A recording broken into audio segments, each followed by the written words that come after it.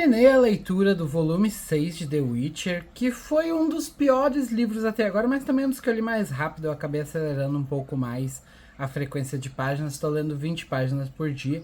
E o que eu preciso dizer sobre esse livro é que ele começa interessante, narrando as coisas do Geralt e tal, mas em muitos capítulos ele se perde em outros personagens que a gente realmente não tem um interesse muito grande de ver participando num geral. Seja o Distra, o espião lá da Redânia, ou até mesmo o Vilgefortz, que é um mago poderoso e tal, mas que a gente não tem tanto interesse. Eu acho que algumas narrativas aqui dentro poderiam ser tratadas de uma forma um pouco mais metafórica, mais nas entrelinhas, e muito por conta disso eu acredito que o livro perdeu um pouco da força dele. Talvez, depois de ler o todo, algumas das coisas que aconteceram aqui ganhem mais propósito. Mas no momento a gente fica com aquela sensação, chega logo um capítulo com o Geralt. E até mesmo a Ciri, que é uma personagem que eu confesso pra vocês que eu não consigo gostar muito dela. Ela tá começando a ganhar mais foco, mais importância, porque esses outros personagens, eles estão no nível muito abaixo dela. E aí tu fica esperando que aconteça qualquer coisa com qualquer outro personagem, que não aqueles que tu simplesmente não se importa. Apesar disso, esse livro como um todo serviu pra colocar coisas no lugar,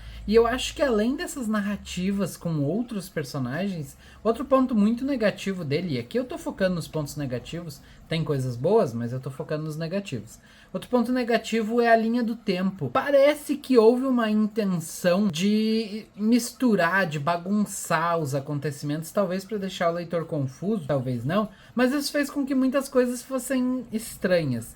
Citando aqui o George R. R. Martin, lá no quarto e no quinto livro ele faz isso de mesclar acontecimentos diferentes em linhas do tempo que se juntar tudo dá para fazer um paralelismo ali. Mas ele faz de uma forma que ele separa em capítulos o que tá acontecendo quando tá acontecendo. Então, depois de um pouquinho de leitura daquele capítulo, tá. Aqui não, aqui tu começa a ler e de repente tem um pontinho no meio do livro e começa uma outra parte, uma outra cena com outros personagens que estão em outro ponto do tempo que tu não entende. Então fica bem confuso.